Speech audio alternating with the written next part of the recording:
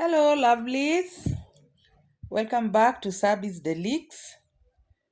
So, today on this channel, we are doing arrowroot, boiled arrowroot. This is a quick fix for breakfast. So, for today, I just want to do away with some mandazi or chapati or bread and grab this nutritious carb. Arrowroot is commonly known as Nduma here in Kenya, and it's a bit pricey.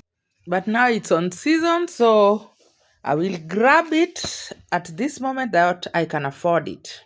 Without taking too much of time, let's get started. So I will start by peeling this nduma. And before peeling the ndumas, let me give you some tips. Try always to peel all your ndumas before introducing them to water to avoid itchiness. There are people who react so much with ndumas. I think that's starch. So if you want to avoid the itchiness, peel all your nduma, then introduce them into water.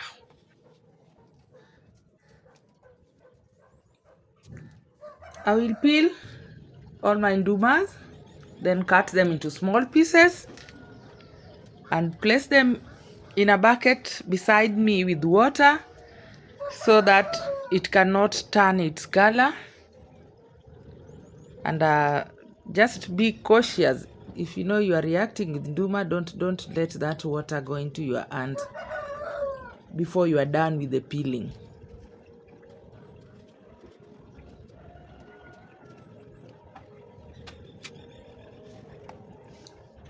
I prefer slicing them or cutting them into small pieces to enable them cook faster. You can as well roast your nduma or steam them. There are so many ways of cooking nduma. You can bake it, fry it, or even stew.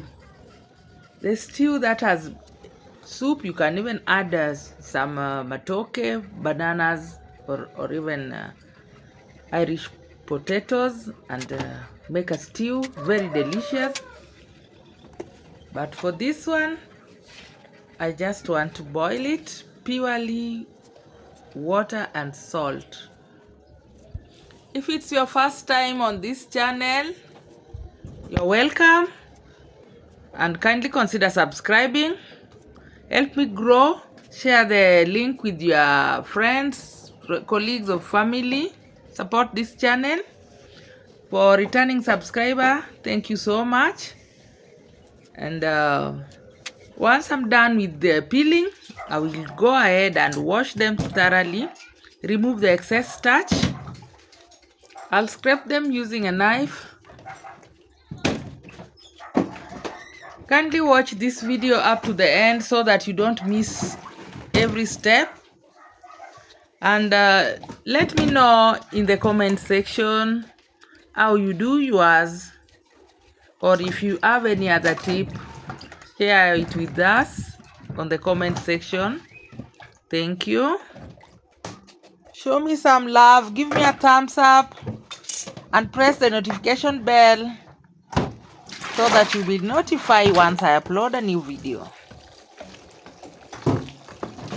I'll wash the nduma until the water runs clear.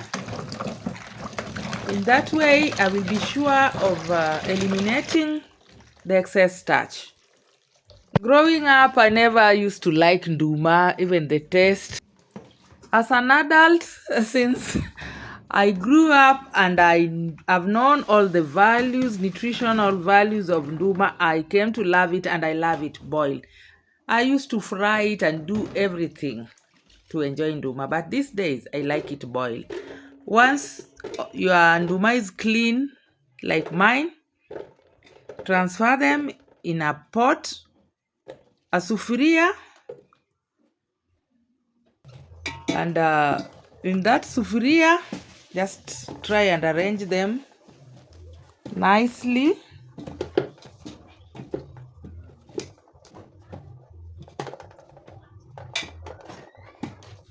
like that. Then add some salt, season it with salt to have some taste. Then add minimum amount of water to boil them. Nduma doesn't need a lot of water. Cover it with the foil to attract the moist. I will cook my nduma in a medium flame. I'm going to use jiko and it will cook for about 30 to 40 minutes. I grew up knowing that things like nduma has to be cooked in jiko, so I still practice that culture. I just have some feelings that if I do it in a gas, it will not come out nicely. So it will take 30 to 40 minutes and it's done.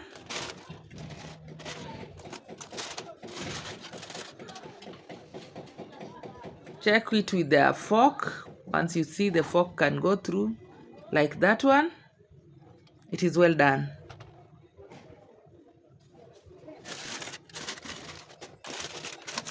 So from here, the nduma is ready to eat. Look at it. So yummy. You can serve your nduma with any protein of your choice. It can go well with stew like beef or even beans or pojo. You can as well take it with tea like mine. I will take with the tea. My nduma looks yummy and well done.